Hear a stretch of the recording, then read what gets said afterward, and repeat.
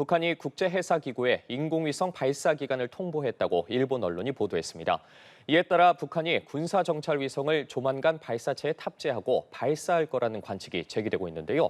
관련 내용 전문가와 함께 알아보도록 하겠습니다. 신종우 한국국방안보포럼 사무국장 전화 연결돼 있습니다.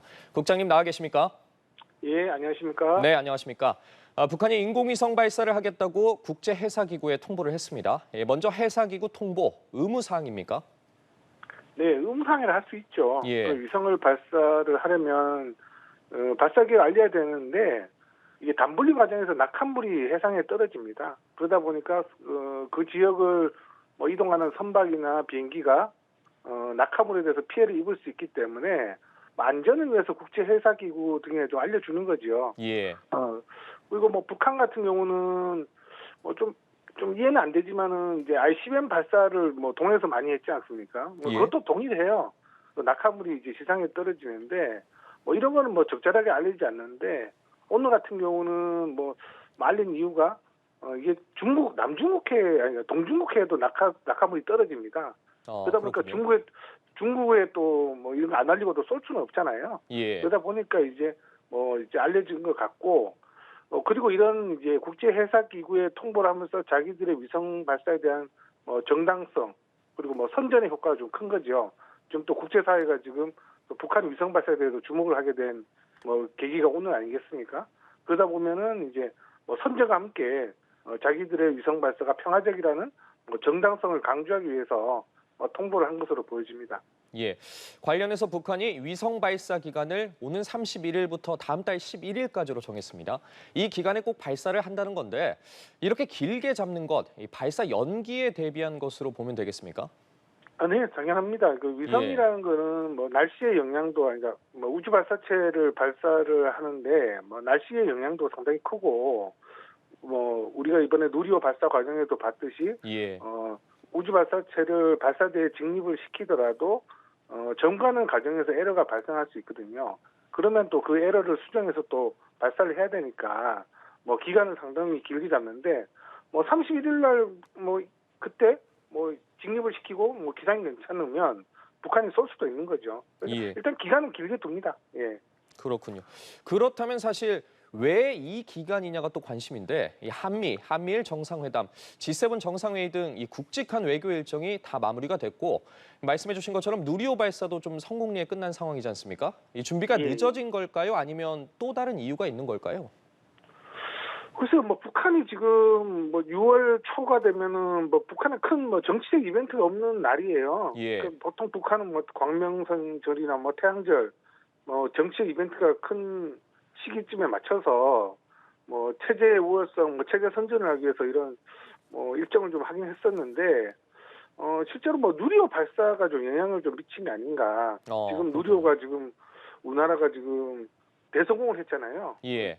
특히 누리호 같은 경우는 위성 하나를 쏜 것도 아니고 여러 개의 위성을 동시에 탑재하는 상당히 어려운 기술인데 이런 것까지 성공을 해보다 보니까 북한도 자기들의 어떤 체제에 대해서 지금 선전을 할 지금 필요성이 있고 하다 보니까 누리호 영향이 좀 있지 않을까 그런 생각됩니다. 그 개인적인 생각이에요.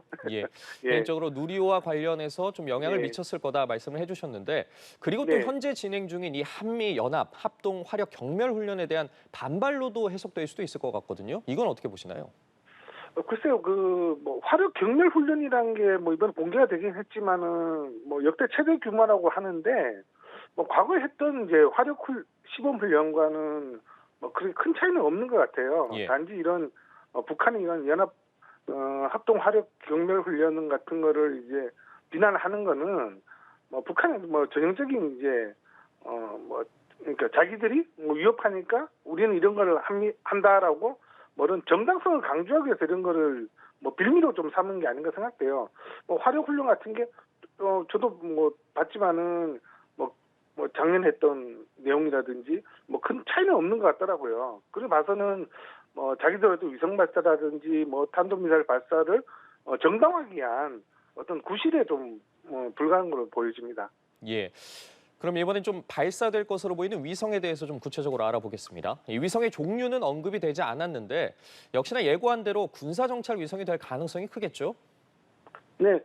뭐 군사 정찰 위성이 될 가능성이 크죠. 그런데 이제 북한이 주장하는 군사 정찰 위성이겠죠. 예. 뭐 위성이 북한이 지금 위성을 좀 두 번 공개를 했어요. 뭐 첫 번째는 뭐 이미지로 뭐 그래픽으로 공개하고 두 번째는 이제 뭐 실물을 이제 공개를 하면서 자기들의 정찰 위성 개발 기술이 좀 뛰어나다라는 걸 강조를 했는데 실제로 보면 생각보다 크지는 않아요. 예. 위성이. 사람 키보다는 좀 작다 보니까 우리가 얘기하는 뭐 1m급의 초소형 위성보다는 좀 더 큰 수준으로 보여지고 그리고 이제 뭐 우리가 군사 정찰 위성에 보면은 뭐 쌀라고 하는 기능이 있습니다. 뭐 전자광학이라고 또 얘기를 하는데 그러니까 뭐 날씨가 안 좋든지 주야간으로도 이건 뭐 단순 광학이 아니라 전자광학으로 해서 뭐 악천후라든지 뭐 기상이 안 좋더라든지 주야간 변함없이 정찰할 수 있는 뭐 그런 정도 수준 돼야 군사 정찰 위성이라고 할 수 있는데 예. 그런 쌀 안테나 이런 것들은 보이지 않더라고요. 그래서 북한의 어떤 주장하는 군사 정찰 위성은 뭐 단순 광학 또는 뭐 적외선 기능이 좀 포함된 그런 이제 광학 위성이 좀 될 가능성이 좀 클 것 같고 뭐 전자광학은 아닌 걸로 보여집니다. 예. 좀 더 발사했을 때 당시의 로켓 상황을 살펴봐야 할 것 같은데 그렇다면 말씀해 주신 것처럼 또 어떤 로켓에 실어서 발사를 할지 이게 또 고체 연료냐 액체 연료냐 어떤 연료를 주입하느냐도 관심이거든요. 예. 지금은 이제 고철료보다는 액체연료의 가능성이 커요. 예. 북한이 이제 화성 18을 ICBM을 고체로 이용해서 이제 시험 발사 처음 성공했는데 뭐 고체 같은 경우는 한 번밖에 발사를 하지 않았고 북한이 공개한 또 그래픽에 보면 우주 발사체도 한번 이미지로 공개를 했었거든요. 예. 뭐 기존에 있던 광명성 우주 발사체보다는 훨씬 큰 이제 우주 발사체의 모습을 또 공개하긴 했었는데 아마 기존에 또 위성 그러니까 이제 화성 17일 한 1단부를 또 활용한 이제 1단부와 함께 뭐 2, 3단은 알 수가 없는데 2, 3단에는 소형 고체 엔진이 들어갈 수 있을 것 같지만은 뭐 1단이 아마 액체일 가능성은 또 상당히 높습니다. 그렇군요. 예, 최근 또 북한의 동창리 서해 위성 발사장에서 이 새 발사대가 추가로 만들어진 것으로 전해지고 있는데 아무래도 이번 군사 정찰 위성 발사와 무관하지 않아 보이거든요. 네, 예. 뭐 맞습니다. 지금 뭐 동창리라는 거는 북한의 뭐 우주 발사체, 뭐 우주 개발, 미사일 개발의 뭐 중심적인 지역이라고 볼 수 있는데 그 중에 또 이제 발사 패드라고 하는 지역이 하나 해안 쪽에 좀 건설이 되고 있어요. 예. 근데 이번에는 그쪽보다는 기존 발사대를 좀 활용할 것 같고요.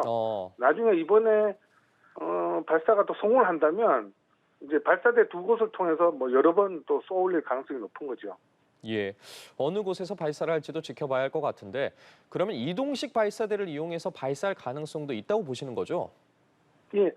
물론 뭐 이란 같은 경우는 이동식 발사대로 위성을 발사를 하긴 합니다. 예. 이동식 발사대로 어차피 뭐 직립시키는 과정은 이제 단순한 거니까 뭐 크게 우주 발사체를 직립만 시키고 발사하는 과정이 이동식 발사대를 사용하긴 하는데 이번에 북한이 공개한 이제 우주 발사체 이미지를 봐서는 상당히 큽니다. 기존에 있는 이제 광명성보다는 크기 때문에 이번에는 뭐 이동식 발사대를 사용하지는 않을 것 같고요.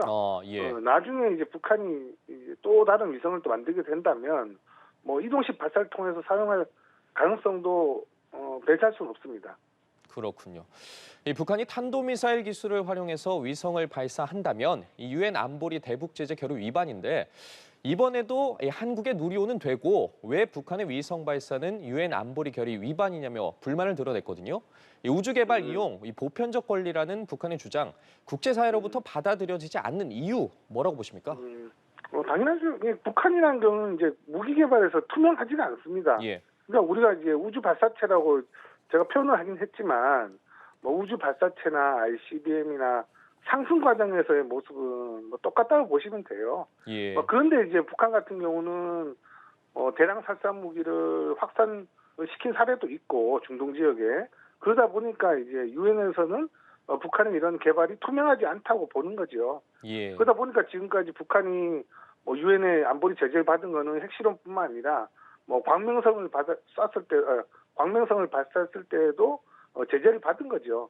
결국은 이런 우주 개발이나 이런 뭐 하는 모습이 북한이 이런 개발 과정이 투명하지 않기 때문에 국제사회가 여기에 대해서 제재를 하고 있는 겁니다. 예, 알겠습니다. 북한의 인공위성 발사 기간 통보와 관련해서 신종우 한국국가안보포럼 사무국장과 이야기 나눠봤습니다. 오늘 전화 연결 고맙습니다. 네, 감사합니다. 네, 감사합니다.